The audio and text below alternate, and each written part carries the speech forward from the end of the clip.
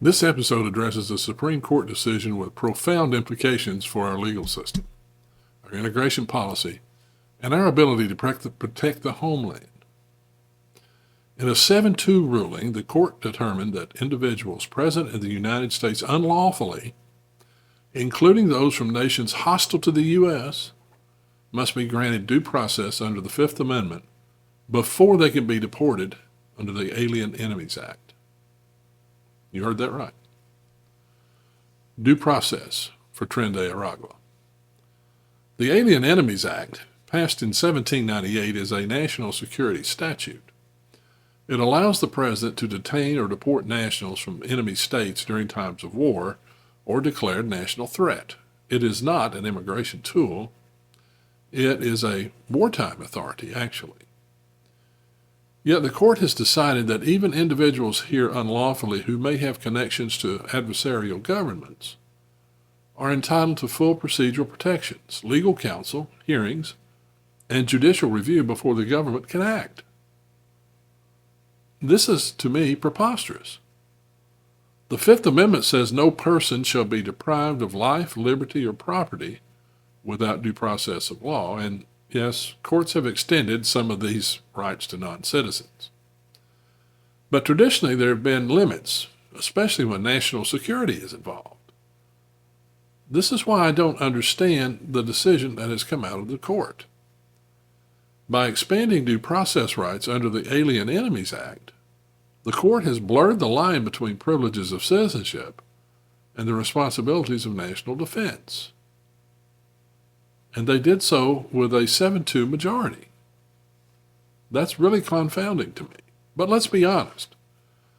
Our borders are under strain. Our national security agencies are tracking threats from state and non-state actors around the globe.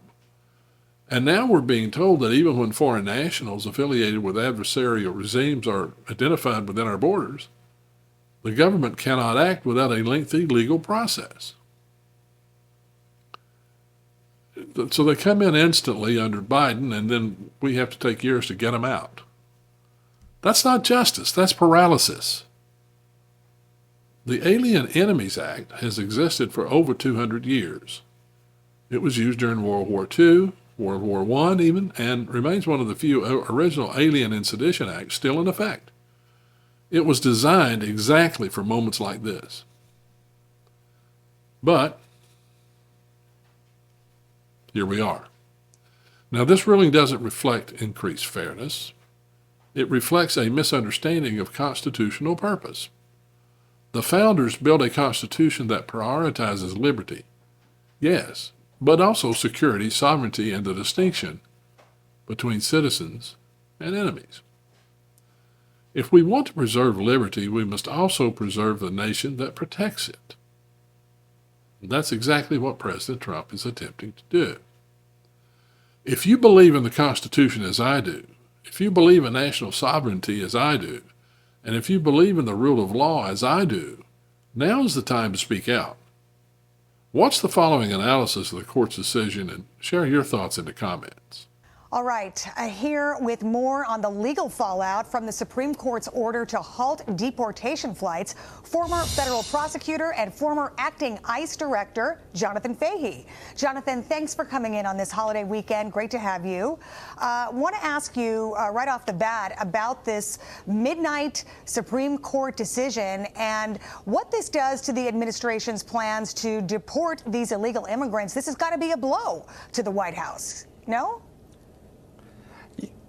I wouldn't read that much into it. I think what's going on here is basically they're going to put a pause and maybe put some process in place for how to use the Alien Enemies Act. I don't think they're going to declare it improperly used or unconstitutional here. They're just probably going to put some steps in place to say you must do certain things under this to deport people. And they knew if people got deported beforehand, they wouldn't get that process. So my guess is it's going to move along and the administration will still be able to use this. And the good news is it will provide some clarity as to how to use it, when it's appropriate, when it's not. That's my expectation. Obviously, I don't have any inside knowledge, but my expectation is they will be able to continue to use this, and this is just sort of a temporary bump in the road. And remember, these people, if they were going to be deported under that, they're still at least detained in ICE custody now, so keeping the American people safe in the interim.